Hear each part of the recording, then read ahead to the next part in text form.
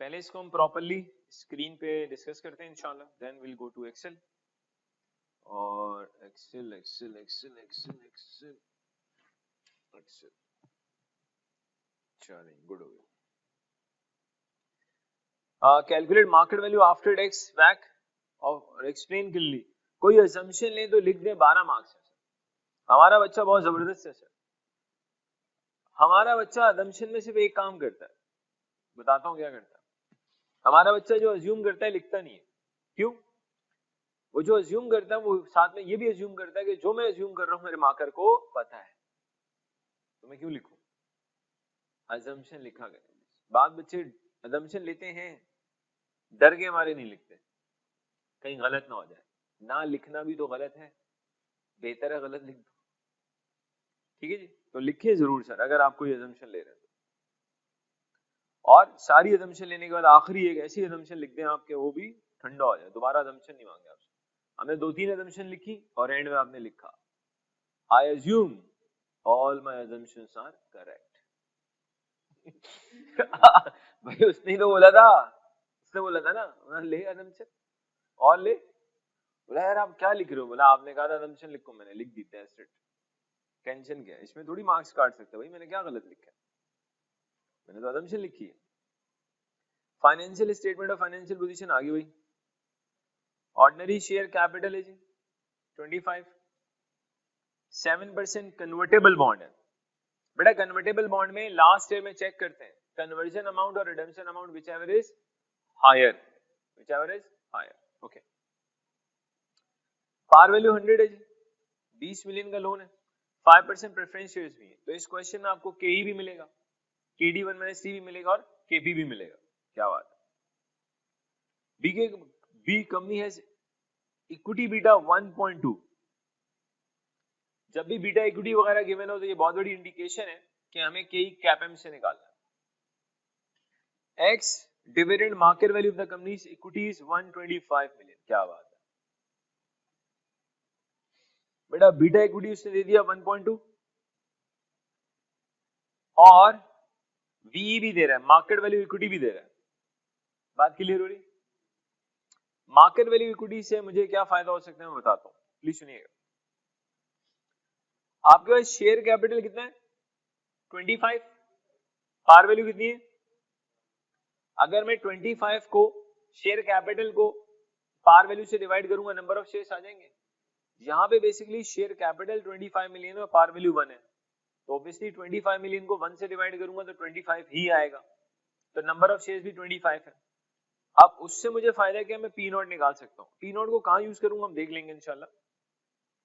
Current share price आ सकती है, market value equity है 125 मिलियन, नंबर ऑफ शेयर्स है 25 मिलियन, तो बेटा करंट शेयर प्राइस आ जाएगी 5। Yes no? अब सवाल के सर इसको यूज कहां करेंगे, ओ मां के देख लेंगे बाद में, पहले कुछ तो कर ले हम लोग। अब बंदा कुछ भी नहीं करे यही सोचता रहे कहां यूज करेंगे, तो कर ले यार। वो सोचे ना, एक बच्चा यही सोचता रहता है मैं पढ़ लिखने के बाद क्या करूंगा। अबे तो बात की बात है ना, पहले पढ़ लिख तो ले। बोला नहीं सर जॉब का क्या होगा, और अबे भाई सबर कर ले भाई, पहले पढ़ लो फिर बाद में देखेंगे क्या होगा। पी नोट निकाल लो यार, मतलब पढ़ने लिखने के बाद मैं क्या करूंगा भाई, हो गया काम। The X interest market value of the convertible bond is 21 million। जागते रहिएगा। BD दे रहा है, क्या दे रहा है? BD। अब तक क्या होता था, एक बॉन्ड की वैल्यू देता था, अब उसने कहा नहीं यार बच्चे को टोटल वैल्यू दे दो। बच्चा कह रहा है एक बॉन्ड की वैल्यू दो, बोला क्यों, बोला टोटल तो मैं निकाल लूंगा। बच्चा कह रहा है टोटल दोगे ना तो मैं एक बॉन्ड की वैल्यू नहीं निकाल सकता, समझा करो, मुझे एक बॉन्ड की वैल्यू दो, क्योंकि उसकी आदत पड़ गई है मुझे। टोटल दे रहे हो आप, व्हाट इज दिस। अब उल्टा चलना है आपने, उसने आपको वीडी दे दिया है, पी नॉट निकालना है किसका, बॉन्ड का। देखिएगा भाई कैसे आएगा। तो यकीन माने हमारा बच्चा कहता है भाई वन वे में हमें काम करना आता है, डायरेक्शन चेंज करोगे I am not going to solve it, simple. नहीं बात बच्चे तो एग्जाम में नाराज हो जाते हैं, बोले यार ये क्या तरीका है भाई, जो हम निकालते हैं आप निकाल के बैठे हो तो हम क्या करें फिर। यहां देखें एक बॉन्ड की पार वैल्यू कितनी है, लोन का अमाउंट कितना है। अब जागते रहना बेटा, अगर मैं 20 मिलियन को 100 से डिवाइड कर दूं तो नंबर ऑफ बॉन्ड्स आ जाएंगे। रिपीट, अगर हम 20 मिलियन को 100 से डिवाइड कर दें, नंबर ऑफ बॉन्ड्स आ जाएंगे, और उन नंबर ऑफ बॉन्ड्स को लेकर 21 मिलियन को नंबर ऑफ बॉन्ड से डिवाइड करूं तो एक बॉन्ड की मार्केट वैल्यू आ जाएगी। भाई थोड़ी देर पहले शेयर्स में भी तो ऐसा ही किया है, आपने शेयर कैपिटल को पार वैल्यू से डिवाइड किया, नंबर ऑफ शेयर्स आए थे, फिर आपने मार्केट वैल्यू इक्विटी को नंबर ऑफ शेयर से डिवाइड किया तो शेयर की प्राइस आ गई। तो आप भी तो यही करोगे, डेट की नॉमिनल वैल्यू है 20 मिलियन, उसको पार वैल्यू 100 से डिवाइड करो, नंबर ऑफ बॉन्ड्स आ जाएंगे, फिर बॉन्ड, टोटल बॉन्ड की मार्केट वैल्यू 21 मिलियन है, 21 को नंबर ऑफ बॉन्ड से डिवाइड करो तो एक बॉन्ड की मार्केट वैल्यू आ जाएगी। देखिए क्या बता रहा हूं, ज्यादा ही आगे चलिए, कोई बात, मैं सिर्फ समझाने के लिए आपको, सॉल्व फ्रॉम एक्सेल भी करेंगे इंशाल्लाह। नंबर ऑफ बॉन्ड्स अगर मैं बताऊं तो आप 20 को किससे डिवाइड करोगे, 0.2 आ जाएंगे नंबर ऑफ बॉन्ड्स। ये ले जी, मार्केट वैल्यू ऑफ बॉन्ड, एक बॉन्ड की मार्केट वैल्यू 21 मिलियन वीडी है, 21 मिलियन क्या है, वी,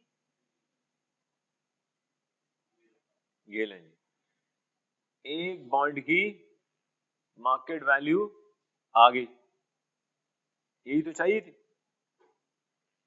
एक बॉन्ड की मार्केट वैल्यू आ गई 105। ओके वापस आते, इससे भी ऊपर भाई, और अच्छा ये तो बेटा ये जो 21 मिलियन है that is V D, ex div market value of the preference share, VP भी दे रहा है, बीपी दे रहा है 6 पॉइंट, अब सुनिएगा 5% प्रेफरेंस शेयर्स है, पार वैल्यू 1 है और 10 मिलियन प्रेफरेंस शेयर कैपिटल है, तो 10 मिलियन को 1 से डिवाइड करूंगा 10 ही आएगा। 6.25 को अगर आप 10 से डिवाइड करेंगे तो एक प्रेफरेंस शेयर की मार्केट वैल्यू आ जाएगी, ये सुनो मैं टोटल गिवन है ना, 6.25 प्रेफरेंस शेयर्स की, टोटल प्रेफरेंस शेयर्स की मार्केट वैल्यू है, और नंबर ऑफ प्रेफरेंस शेयर्स 10 है, तो एक प्रेफरेंस शेयर की मार्केट वैल्यू क्या आ रही है, तो पी नॉट प्रेफरेंस शेयर्स का आ रहा है 0.625। ये बात क्लियर होती है, केपी निकाल लेंगे, मसला कोई नहीं है, 5% प्रेफरेंस शेयर्स है। आगे चलें, the convertible bonds of BK company have a conversion ratio of 19, ये 19 है जी, छुपा हुआ है, दिस इज 19, इधर हटा देते ताकि अगर कोई बच्चा YouTube में देख रहा हो, ये 19 ही ढूंढ रहा हूँ, घर पे कंप्लेन कर रहा हूँ, अम्मा देख ले 19 है नहीं, सर बोल ले 19, अबे माँ ने भी मारना है पकड़े, बोला बेटा पढ़ ले, अपने अब्बा वाली हरकतें मत कर, आज तक नहीं निकली उनकी फिर, तो बोला अम्मा आपको कैसे पता, पता इन्विजिलेटर तो मैं ही थी ना। तो देख ले भाई, अल्लाह रहम करे, अरे खतरनाक फैमिली है, इन्विजिलेटर को ही घर पे लेके आते, तो 19 सर एक बॉन्ड की जगह कितने शेयर्स मिलेंगे, 19, the conversion date and the redemption date both are the same, कितने years में, the current ordinary shares price of B company expected to increase by क्या, per year for the foreseeable future। अब यहाँ देखिएगा बेटा, एक bond की जगह 19 शेयर्स मिलेंगे, एक शेयर की आज की वैल्यू 5 है, ये निकाली थी ना, हर साल बेटा 4% से बढ़ेगी 5 साल तक, कैलकुलेटर यूज करें, बताएं क्या आता है, 19 into 5 into 1.0, 4 की पावर 5, 115.5, तो सुन ले भाई,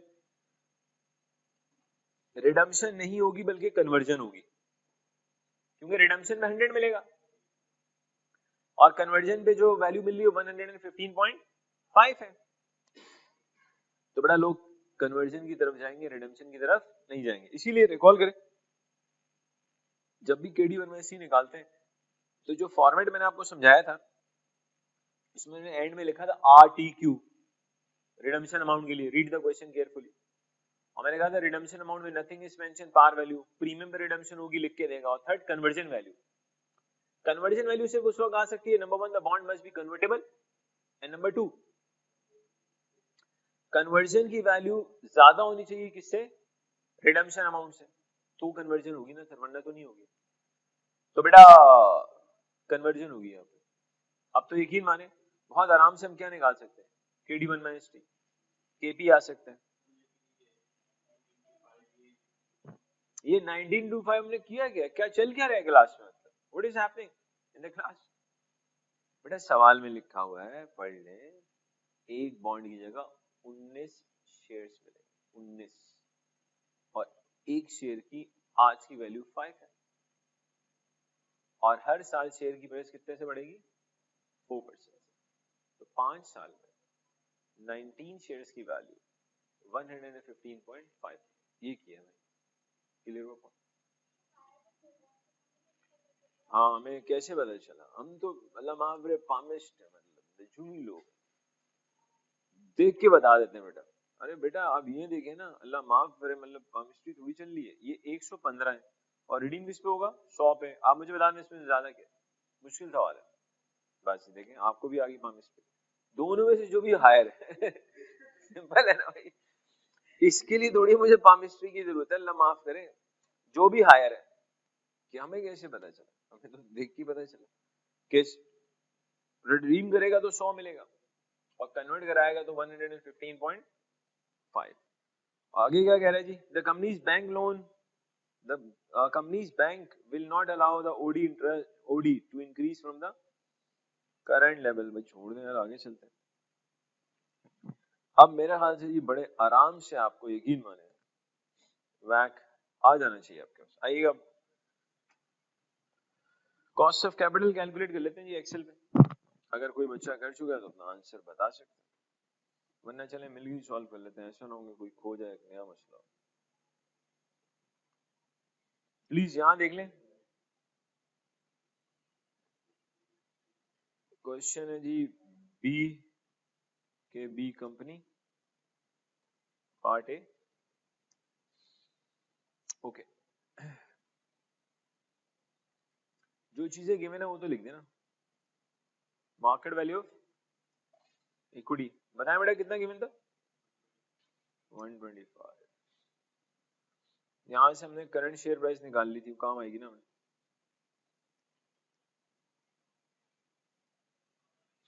बेटा हमने 125 को 25 से डिवाइड किया था, चेक कर लीजिएगा, करंट शेयर प्राइस आ गई थी इसमें। अच्छा जी, और देखते हैं क्वेश्चन में, अगर आप देखें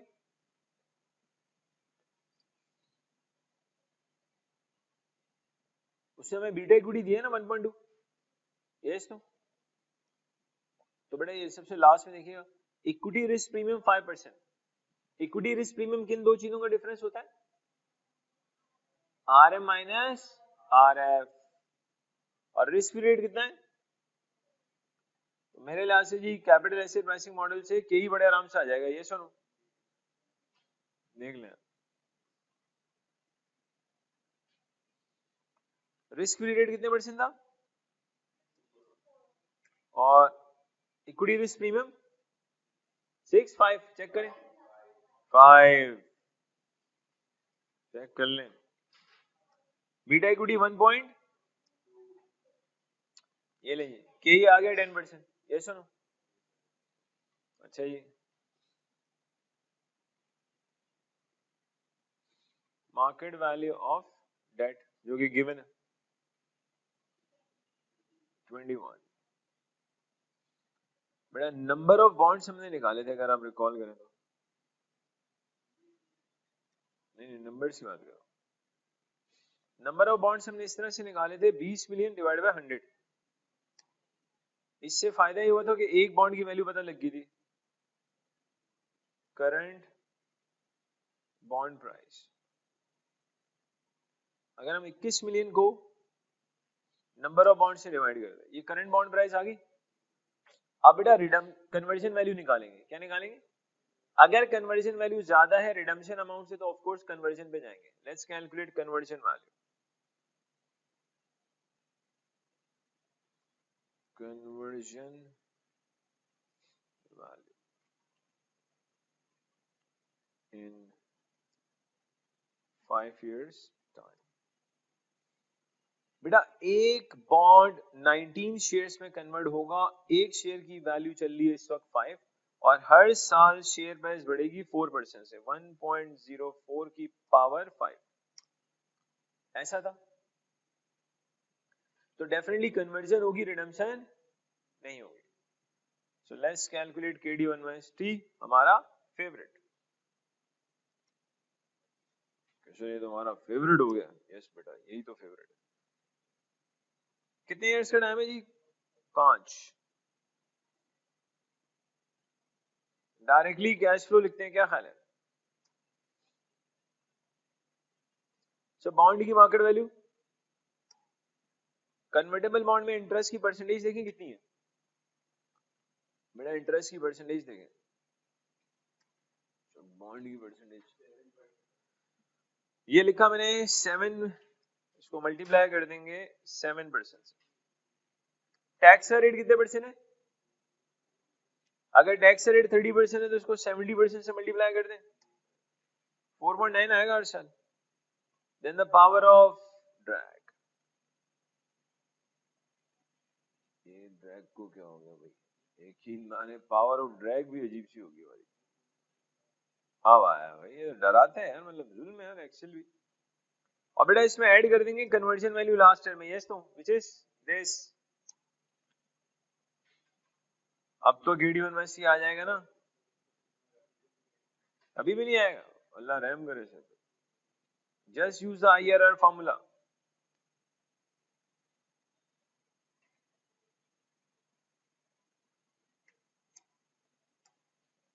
इस दफा डिफरेंट आया है 6%, हर दफा 5 ही आ रहा था, अल्लाह माफ करे। ये 4.9 पे क्लिक करें सर। इस मुश्किल कैलकुलेशन को बच्चा कह रहा मैं देखना चाह रहा हूं, मैं एब्जॉर्ब करना चाह रहा हूं इसको, कि जिससे मेरे दिमाग के अंदर तूफान मचा दिया है, दिमाग फट रहा है मेरा।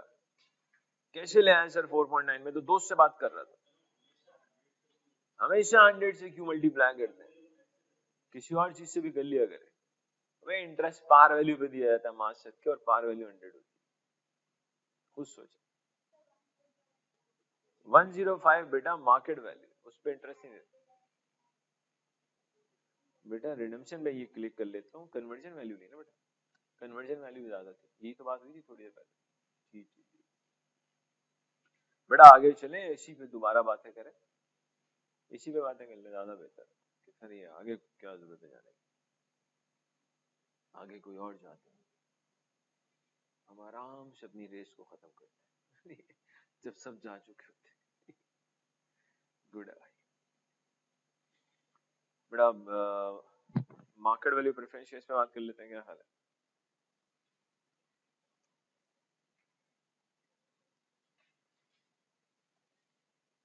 क्वेश्चन में गिवन है जी मार्केट वैल्यू प्रेफरेंस शेयर्स कितनी थी? 6 पॉइंट,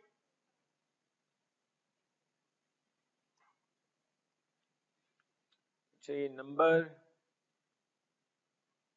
ऑफ प्रेफरेंस शेयर्स। बेटा प्रेफरेंस शेयर्स का प्रेफरेंस शेयर कैपिटल देखें 10 मिलियन है, पार वैल्यू 1 है, तो नंबर ऑफ शेयर्स भी 10 मिलियन होंगे, यस तो अगर हम 6.25 को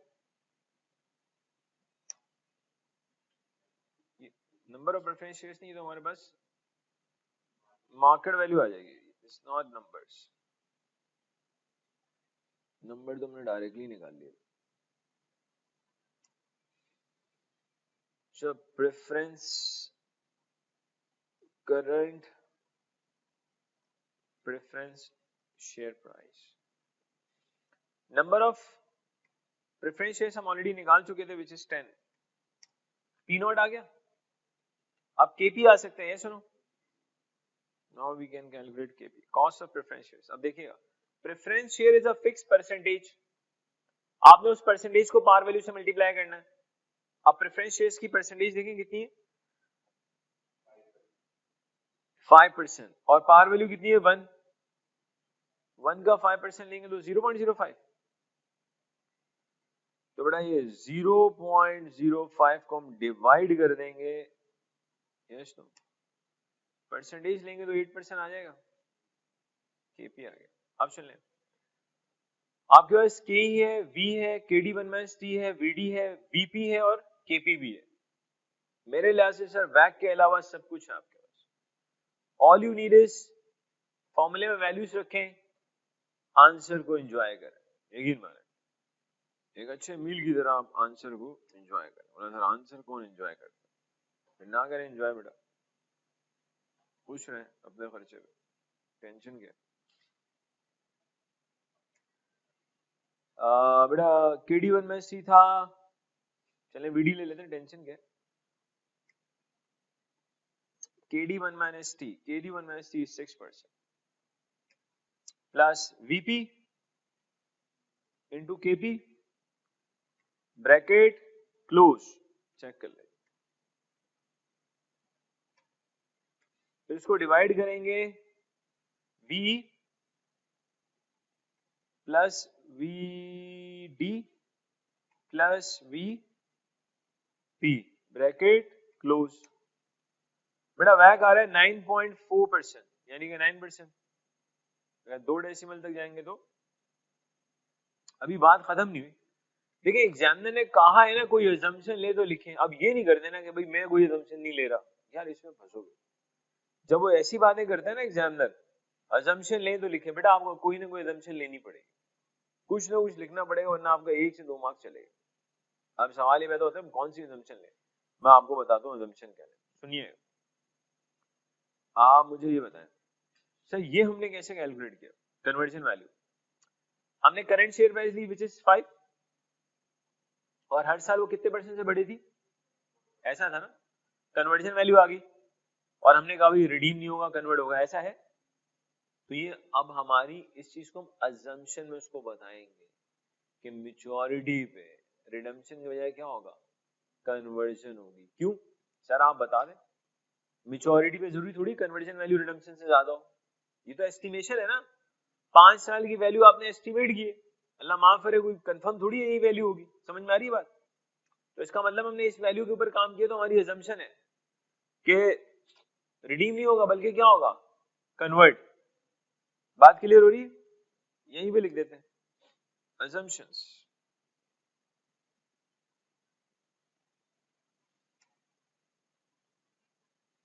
It is assumed that convertible, ये कितने परसेंट है, 7%, बस 7% convertible bonds will be converted at maturity.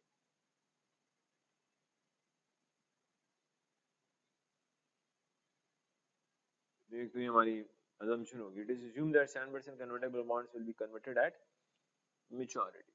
So इसके अलावा भी कोई assumption अगर हम उठा लें, एक और assumption ले लेते हैं। It is assumed that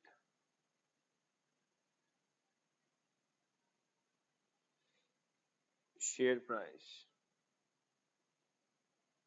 will increase 4% per annum। अब एक बच्चा ये कह सकता है कि सर ये तो सवाल में लिखा हो, अबे तो assumption भी सवाल से उठाएंगे ना, ये भी तो assumption है। अब ये assumption कैसी है, क्या मुझे आप एक चीज बता दें, क्या गारंटी है शेयर प्राइस हर साल 4% से बढ़ेगी, आप बता दें मुझे। तो हम उसी चीज को अज्यूम कर रहे हैं, नहीं यार ये सही है कि यार ठीक है 4% क्वेश्चन में लिखा हुआ है, उन्होंने यही लिखा है ना, हमने उस चीज को किस में डाल दिया, assumption में। It is assumed that share price will increase 4% per annum। बात समझ में आ रही है, ये सुनो। तो जी ये आपने एक दो assumptions को बता दिए। 9.4 पे क्लिक कर दिए भाई। अब आप समझते रहे खुद, अजीब सा एक फॉर्मूला नजर आ रहा हो। जूम आउट भी कर, इसमें क्या जूम आउट करो, इसमें तो फिर आपको नजर नहीं आया, मुझे क्या जा रहा जूम आउट करना। ये मुनासिब है, यस।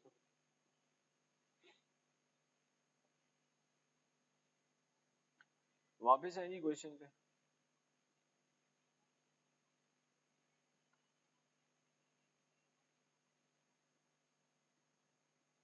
अच्छा जी, अब वो कह रहे हैं बी में पढ़ेंगे, क्या कह रहे हैं, discuss why market value weighted average cost of capital is preferred to क्या, थोड़ी देर पहले बेटा इसका न्यूमेरिकल सवाल किया था, मैं आपको बता देता हूँ बी का आंसर, सुन लें अच्छे से। थोड़ी देर पहले हमने न्यूमेरिकली इसको देखा है, आप सबसे पहले उसको बताएंगे, सबसे पहले आप उसको ये बता देंगे। अच्छा इसमें देख के भी बता दें क्या मतलब, यहाँ है, आप मुझे बताएं बॉन्ड की बुक वैल्यू कितनी है 20 मिलियन, इसकी मार्केट वैल्यू कितनी है 21। तो यार बॉन्ड की बुक वैल्यू और मार्केट वैल्यू तो मोर और लेस इक्वल ही है, ये सुनो।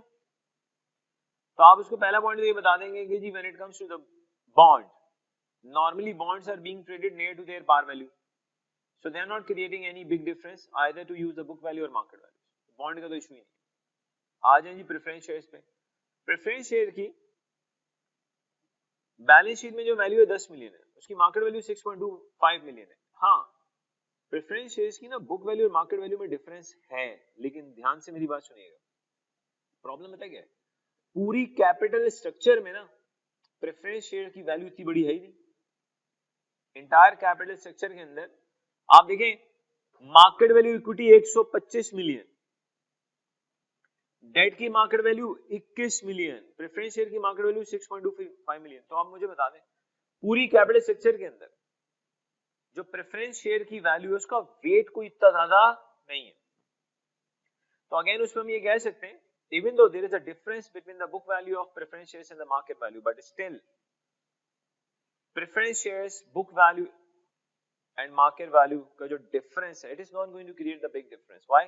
Because in entire capital structure the weight of preference share is not too big at all. So उसका कोई weight ही नहीं है। तो इसका मतलब पता है क्या हुआ, अगर आप बॉन्ड की बुक वैल्यू की जगह मार्केट वैल्यू की जगह बुक वैल्यू यूज करें, प्रेफरेंस शेयर की बुक वैल्यू यूज करें, इतना मसला नहीं होने वाला। मसला होगा when you will be using book value of equity instead of market value. Look at this, बेटा इक्विटी की बुक वैल्यू 40 मिलियन है, मार्केट वैल्यू कितनी है? तो बेटा बुक वैल्यू ना बहुत कम है as compare to the market value. उससे पता है क्या होगा, आपका वैक अंडर स्टेट हो जाएगा, और वैक के अंडर स्टेट होने से there is a possibility you may accept a loss making project. सोचे ना जहां 125 मिलियन लिखा था वहां 40 मिलियन लिखूंगा तो वेट बहुत कम हो जाएगा, तो वैक आपका अंडर स्टेट हो जाएगा, और वैक के अंडर स्टेट होने से क्या होने वाला है जी, हो सकता है पॉसिबिलिटी ऑर्गेनाइजेशन में accept a loss making project. तो चेक कर ले, हमने थोड़ी देर पहले इसको न्यूमेरिकली डिस्कस किया था, मैंने आपको थोड़ा सा आइडिया दे दिया है। अगर आप बॉन्ड की बुक वैल्यू यूज कर ले, प्रेफरेंस शेयर की बुक वैल्यू, तो इतना मसला नहीं होगा, लेकिन अगर आपने इक्विटी की बुक वैल्यू यूज की तो obviously there is going to be a big problem. और आप उसको बता देंगे normally par value equity and market value equity में बहुत ज्यादा डिफरेंस होता है। तो इस तरह की कुछ बातें बता देंगे। सी देखें आप, सी में क्या कह रहा है, discuss the attraction to a company of convertible debt compare to, क्या कह रहा है, of a similar maturity as source of finance। कितने मार्क्स हैं? Discuss the attraction to a company of convertible debt, और आपने उस कन्वर्टेबल डेट को किससे कंपेयर करना है, बैंक लोन। अट्रैक्शंस बतानी, 4 मार्क्स बता रहा हूं, सुनना अच्छे से समझिएगा, उल्टी सीधी बातें नहीं लिखनी। बाद बच्चे ऐसे ऐसे जवाब लिखते हैं कि मैंने बंदा बोलता भाई क्या जवाब लिख रहा है, उल्टी सीधी बातें चल रही होती है, एग्जाम में हेडिंग दे रहा होता है अट्रैक्शन इन कन्वर्टेबल बॉन्ड, नीचे लिख रहा होता है देयर आर मेनी अट्रैक्शंस। अबे आगे क्या है, आगे कुछ भी नहीं, आगे लिख रहा होता है मैनी के नीचे 1 2 3 4, वही बोला था मेनी अट्रैक्शंस। ये कैसे आंसर दे रहे हैं बच्चे, यकीन माने। फिर बोले नंबर नहीं है, तो बोला बेटा आपने जवाब बोला, मैंने लिखा था मैंने मेनी अट्रैक्शंस, तो क्यों नहीं दिए मार्क्स आपने? तो इस तरह थोड़ी देंगे आपको मार्क्स यार, फिर कैसे दोगे मार्क्स यार, मतलब वाइवा थोड़ी होता, हमने लिख दिया मार्क्स दे। सुनिएगा भाई, बेटा कन्वर्टेबल डेट में पहली अट्रैक्शन समझिएगा, फिर चाहे तो आप लिख लीजिएगा।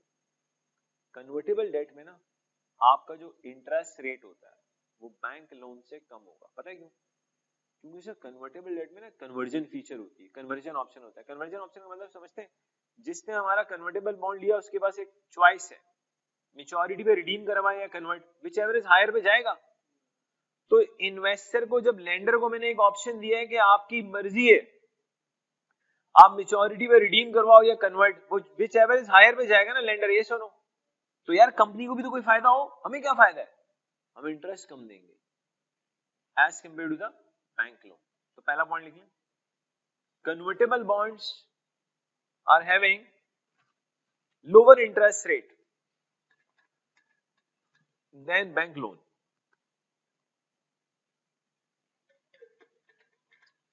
Convertible bonds are having lower interest rate than bank loan। फायदा है ना, ये सुनो, अट्रैक्शन है यार। सर मजे की नहीं है अट्रैक्शन, हमें क्या मतलब, चीटिंग करा ले, क्या करें, ये एक अट्रैक्शन होगी।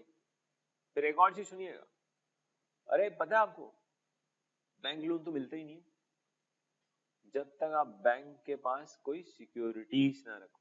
लिखें, फॉर बैंक लोन, हाँ ये लोअर इंटरेस्ट रेट अट्रैक्शन के साथ ज्यादा लेना चाहिए इंटरेस्ट, उसमें अट्रैक्शन होगी। मतलब अट्रैक्शन तो ज्यादा में, कम में कैसे हो गया सर, ये क्या चल रहा है क्लास में।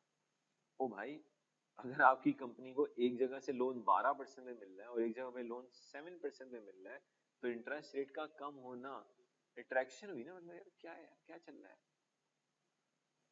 ये भी समझ नहीं आ रही कि कैसी अट्रैक्शन है। तो लिखे नेक्स्ट पॉइंट, लिखे जी, for bank loan organisation needs to have क्या, सिक्योरिटी। बैंक लोन के लिए ऑर्गेनाइजेशन के पास क्या होनी चाहिए, सिक्योरिटी।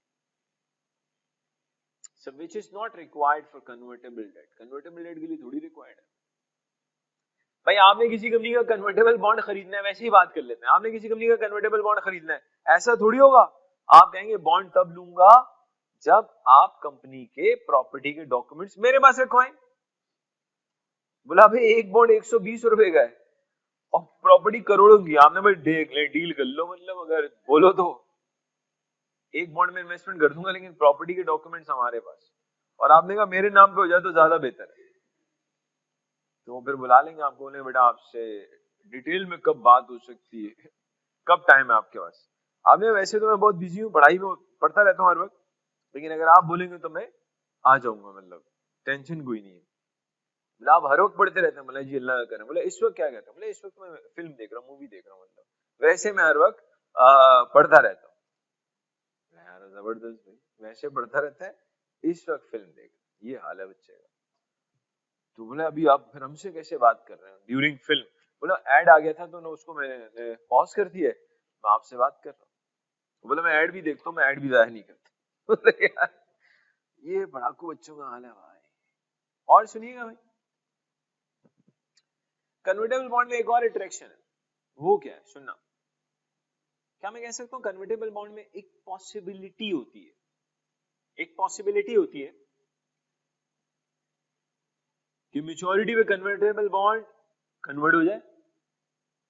अब सवाल ये था ना, मैच्योरिटी में कन्वर्टेबल बॉन्ड कन्वर्ट हो जाएगा तो इसमें अट्रैक्शन है। अबे अट्रैक्शन है, बहुत बड़ा कैश का आउटफ्लो रुक जाएगा। सोचिएगा, बैंक से लोन लोगे, मैच्योरिटी में पैसा देना पड़ेगा, ये सुनो।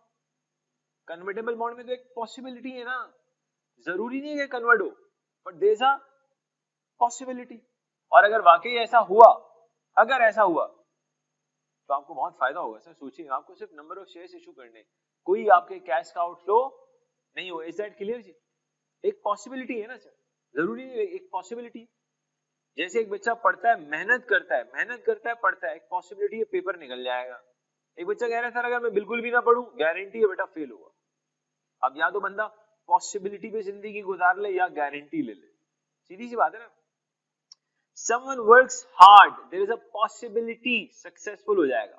someone is not working hard, there is a guarantee कुछ भी अचीव नहीं करेगा। तो या तो बंदा गारंटी पे जिंदगी गुजारे या फिर पॉसिबिलिटी। तो बेहतर है बंदा एक होप क्रिएट रखे। So when you are working hard, there's a hope you will get the success. When you are doing nothing, then there's a guarantee you will not get anything. Simple as that. तो sir यहाँ पे एक possibility है, लिखें तीसरी attraction लिखें जी। In case of conversion at maturity,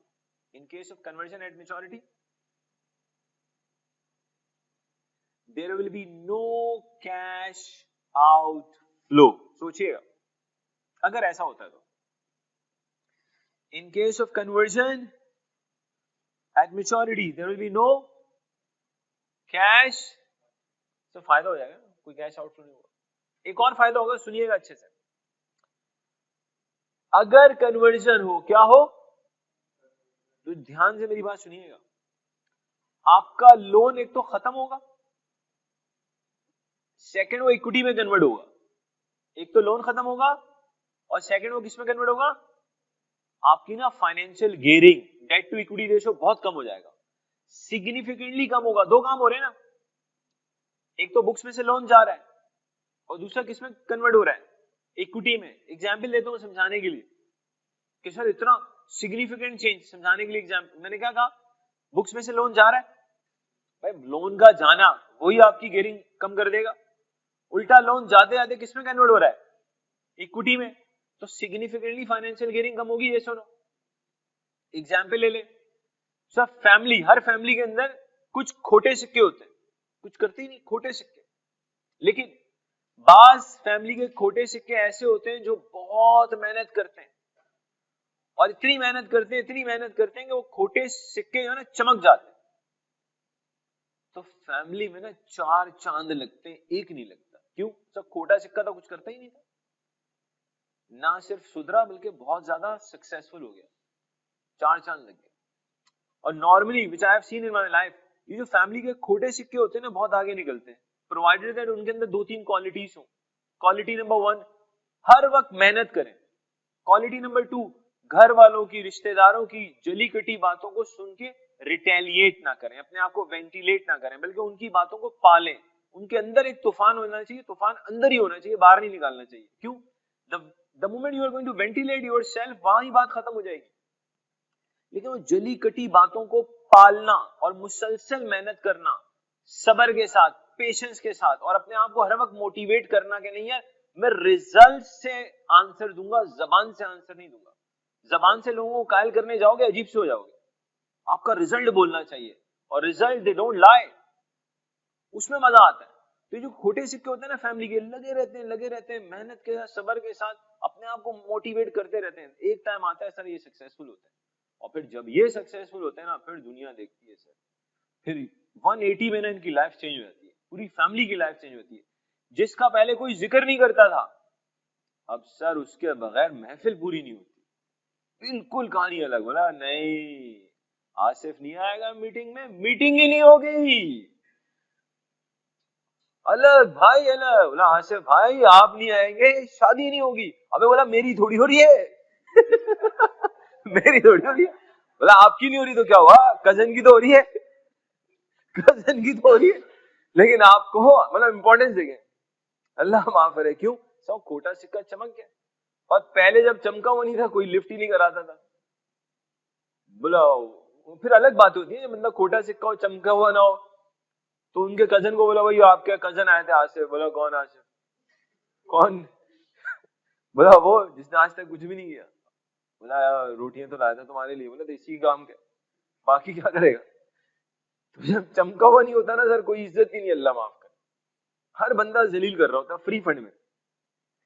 बोला जिसका कोई बस नहीं चलता वो भी सुना देता उसको। बोला दो आसिफ को सुना दे यार, तो वेंटिलेट करने के लिए सबने रखा होता। बोला यही है, घर वाले भी उसी को ताने दे रहे होते हैं। बोला बेटा तुमसे कुछ नहीं होगा। बोला तो हमें भी पता है कुछ नहीं होगा, कुछ अच्छा ही बोल दे शायद कुछ कर दे। लेकिन सर जो सब्र के साथ लगे रहते हैं ना, मसला पता क्या है, पेशेंस बहुत चाहिए मेहनत के लिए। सर मेहनत से रिजल्ट अगले दिन थोड़ी मिलता है। तो पाकिस्तानी मूवी थोड़ी चल रही है, गाना स्टार्ट होगा, बच्चा भी पैदा हो जाएगा, बड़ा भी हो जाएगा, कॉम्पिटिटर को बीट भी कर देगा, इंडस्ट्री पर राज करेगा। आप बोले अधूरी अपना एक सवाल नहीं हुआ, और ये कहां से कहां चला गया ये कहां से कहां चला गया। तो sir real life is different, बहुत लंबी मेहनत है और बहुत बड़ा सफर है, और सब मेहनत बड़ी खामोश करनी होती है आपको बहुत। मतलब जहां बंदा इम्पेशेंट हुआ ना वो गया। पेशेंस, पेशेंस, और हमेशा जली घटी बातों को बर्दाश्त करना, उसका मजा ही अलग है।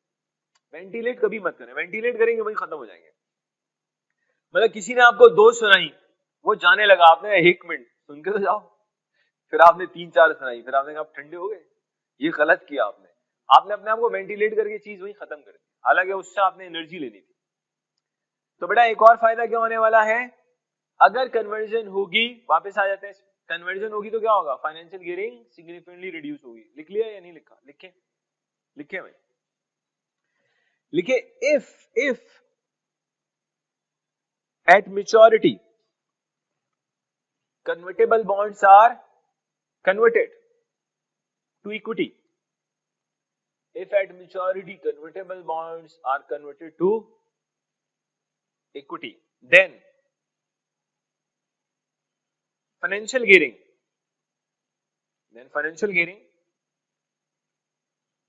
will be reduced significantly. Then financial gearing will be reduced significantly. Sir बेटा फाइनेंशियल गियरिंग कम नहीं होगी बल्कि बहुत ज्यादा कम होगी, ये बात समझ में आ रही है? ये सुनो, तो सिग्निफिकेंटली आपकी गियरिंग कम हो जाएगी। तो मेरे ख्याल से हमने कुछ कन्वर्टेबल बॉन्ड में अट्रैक्शंस बता दी है। सुनो, आई होप कि बहुत तरीके से आपको आइडिया हो गया। फेंस कंपनी भी हम कर नहीं सकते, टिनअप कंपनी भी हैव डन अर्लियर, गिरनाप पे अभी हम आए नहीं है जी। डिल्ला डिल्ला डिल्ला सर, डिल्ला को देखें, आज के लिए काफी है सर। हमारे बच्चे थक गए, हमारी यूथ थक गई है। बोला इस यूथ ने पाकिस्तान को संभालना है। अबे भाई, ये यूथ अपनी नींद पूरी नहीं कर पा रही, इनका दिल नहीं भर रहा सो करके। कोई 8 घंटे सो रहा है, कोई 10 घंटे सो रहा है, नींद ही पूरी नहीं हो रही। फिर कह रहे हैं हमने अचीव करने अपने ड्रीम। बोला उसके लिए क्या करना है? बोला सोना है उसके लिए। तो बस सही है, उसी में अचीव होंगे सारे ड्रीम, अल्लाह रहम करे। डिल्ला कंपनी बेटा कैलकुलेट क्या कह रहा है, after tax weighted average cost of capital of Della company on market value basis.